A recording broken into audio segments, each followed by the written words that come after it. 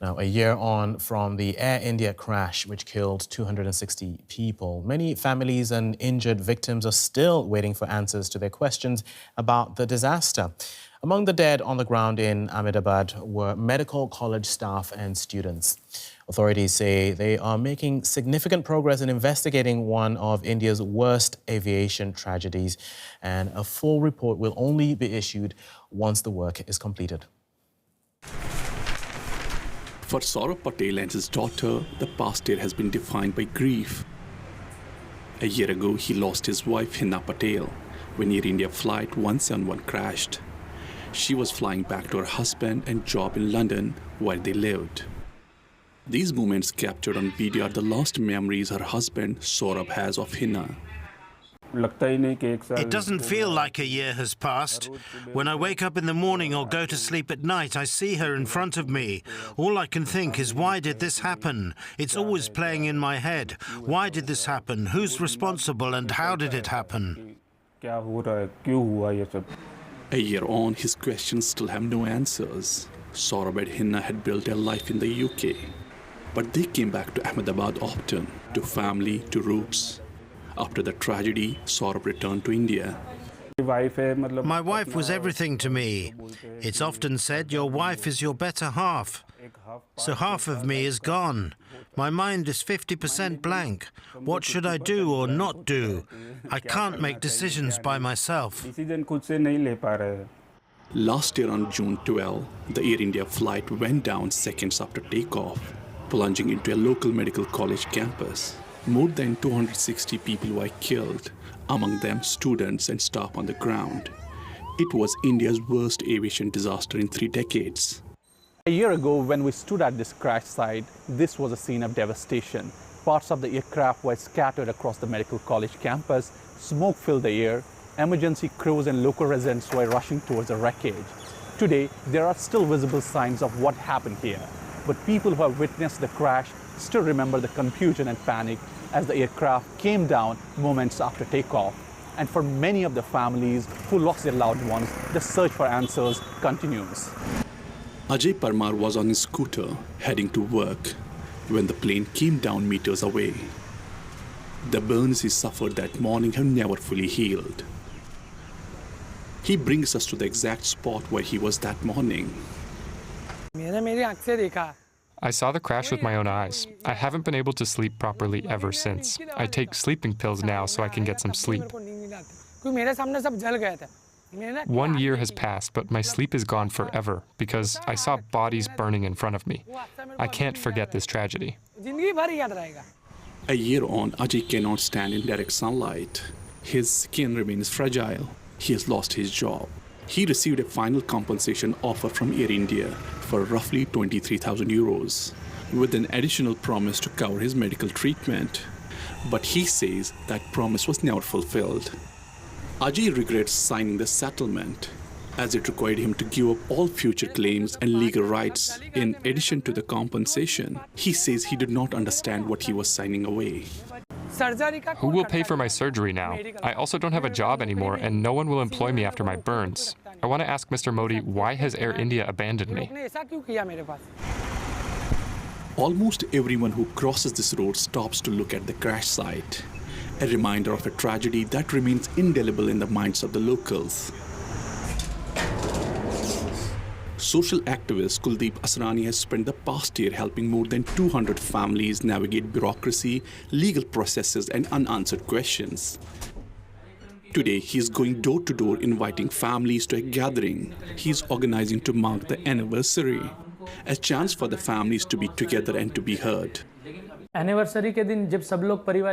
the day of the anniversary, when all affected families will meet, they will get to share one another's pain from the loss of their loved ones.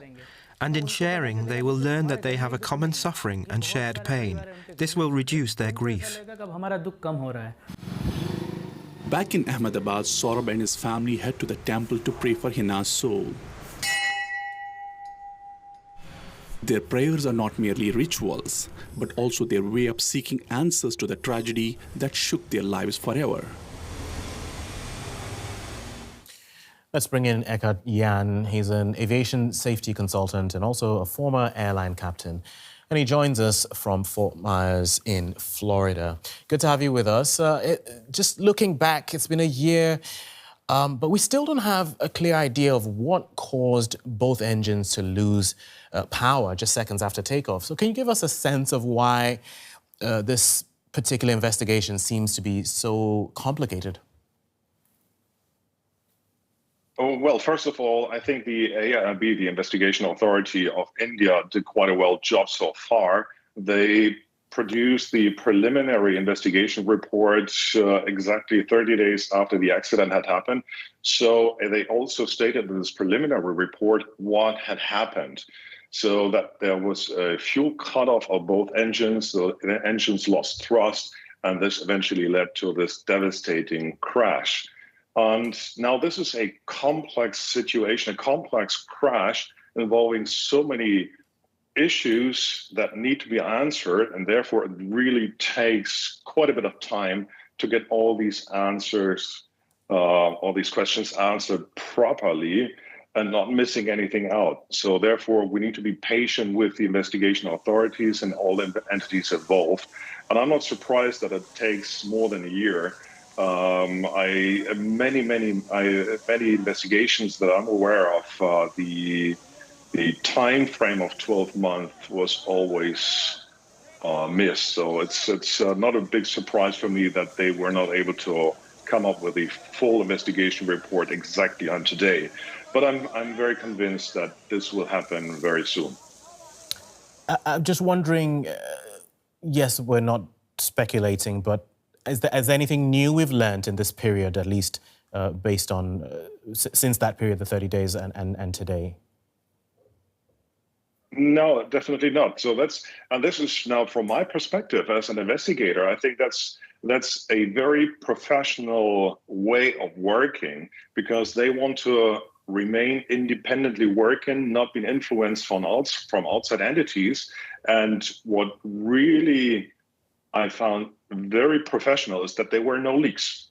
There were no parties involved leaking some information some way or the other, which I have realized and encountered in a few other investigations, but there were no leaks. So this is very, very human for us. We want to have answers. We are desperate for answers, and particularly the relatives who lost people, that they want to know what really had happened. What I need to tell them, what we need to tell them, is that let them do the work, and then you get the precise answers, the correct answers, and not just jumping on some preliminary guesswork. And this is something which I found very frustrating, that some so-called expert or even true expert just immediately said, oh, this must have been a suicidal or a homicide-suicide, which I personally find doubtful, because there are a number of questions which does not fit to this scenario.